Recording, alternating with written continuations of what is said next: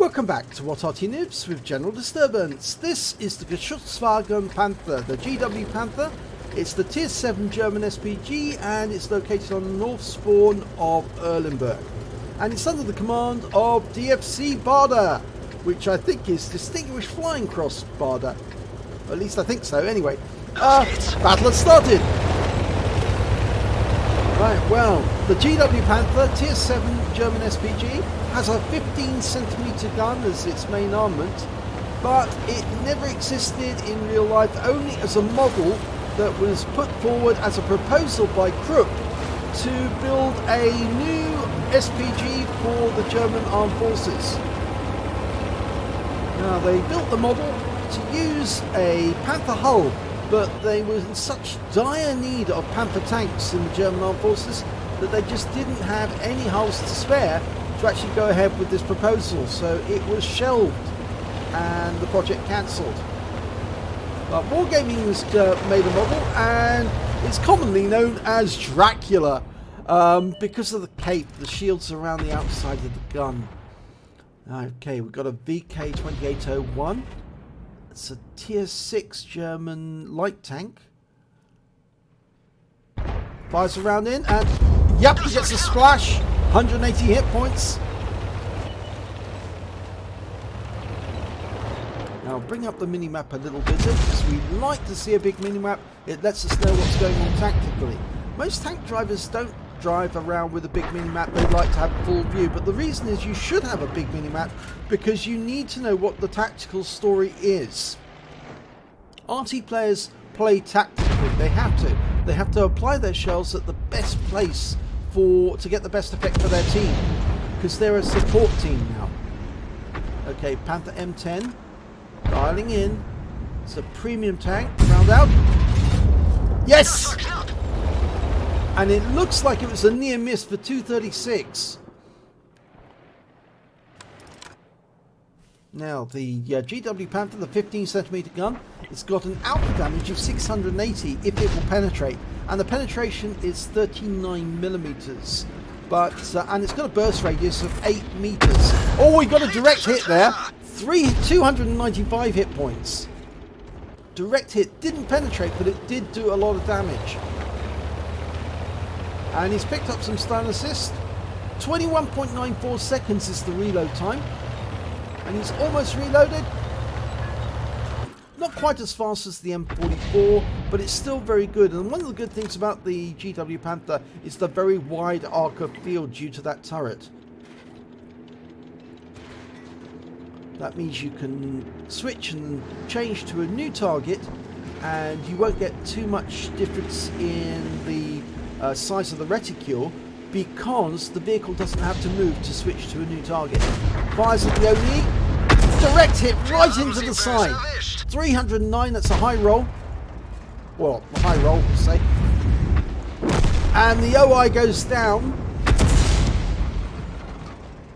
I shouldn't say it's a high roll actually, because if it has got 600 alpha damage, then that's not a high roll at all. But he's fired another round at the OE and gets another direct hit. 250. I'm not sure it actually penetrated. The Carnarvon doesn't want to come forward because he's lost 50% of his health, and he doesn't want to get derped by the Oni, who's actually facing up against him. But yeah, that was the result. 393 hit points lost when he pulled forward. But we fire around it and we splash the Oni, and he's taken out immediately afterwards by the T-34. No, the Lorraine 15551. Sorry, I beg your pardon, Lorraine.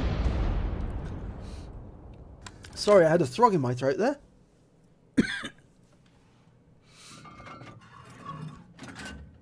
Right, now we're looking at the back of the map. We're looking for the enemy Arty. There are 3 of them. One's a GW Tiger P.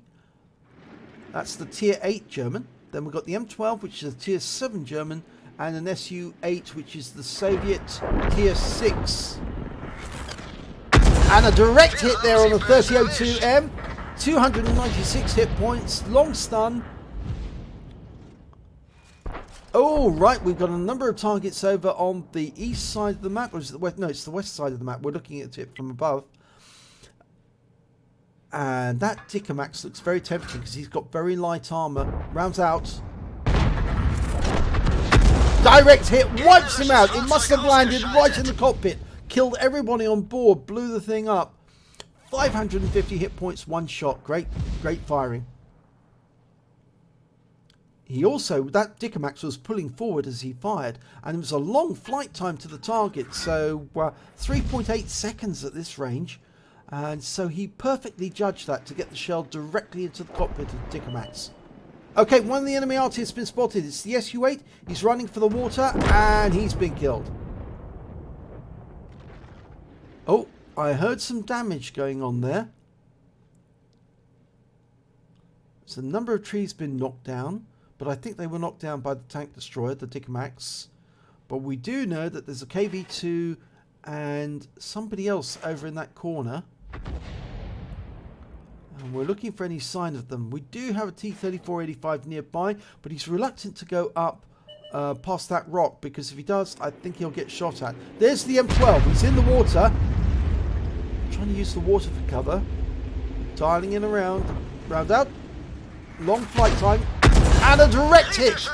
297 hit points. And he's been killed. I think he drowned. He was trapped in the water and he drowned.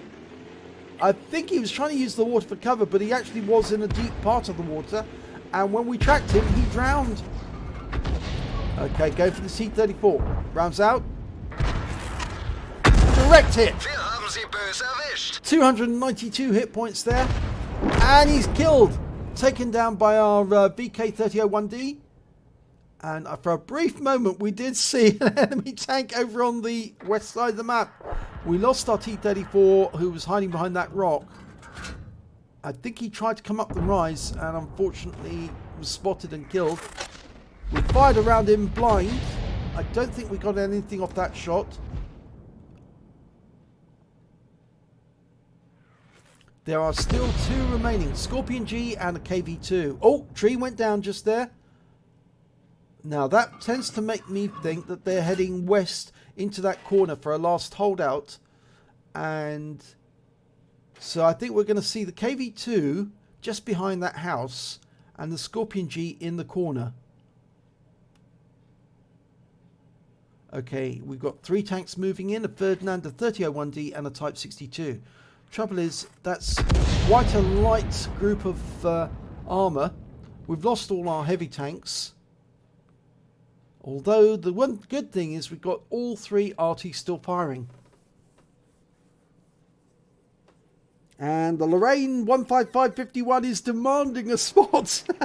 He wants somebody to get in there and find them so we can start laying shells on them. There is the Scorpion. Round out. Long flight. We lost the 62, but we splashed the Scorpion to death with a near miss. Going for the KV-2, and he's been killed. Taken out by the Ferdinand. So, game over. And that's 3 nice kills. And it's an ace tank for dfcbader in the GW Panther. He also got a Bruiser medal for getting at least 5 critical hits. He got 22. A Gore's medal for doing more damage than 10 times the hit points of his own vehicle. A Confederate medal for hitting more of the enemy than anyone else. And a High Calibre for dealing the most damage in the battle. And a very good selection of tanks there that he hit. A lot of the enemy heavies in that battle. So let's have a look at the team score. Well, there it is. 3,108 hit points of damage, highest caliber, or high caliber on that game.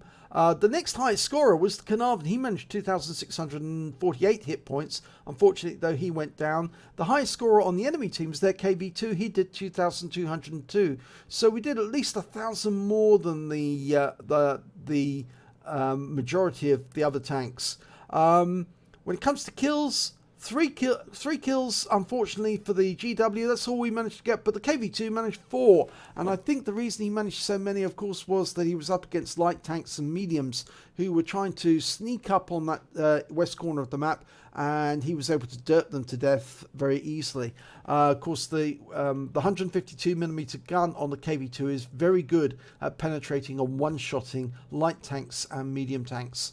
So, when it comes to base XP, though, It's the GW Panther, managed to get 1,246, and that was enough for the ace tanker. Next highest scorer was the Type 62, managed 1,134, and then we had the Carnarvon with 1,053.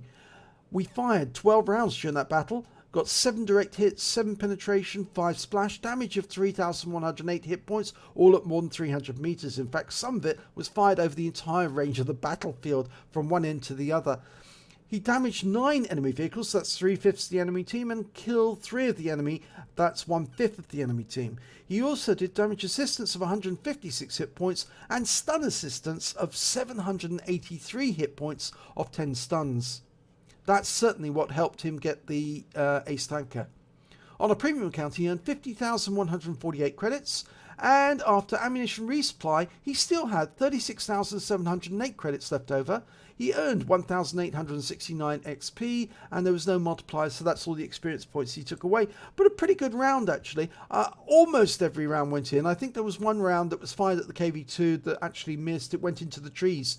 But virtually every other round did damage to the enemy in some way or other, either by splashing them or actually directly hitting the enemy. So a particularly good round there by dfcbader, and he certainly made it count. It was a huge score when you actually look at the amount of base XP. 1,246 is not a small amount, and I think he managed to get the ace tanker by quite some considerable margin. So good, congratulations dfcbader.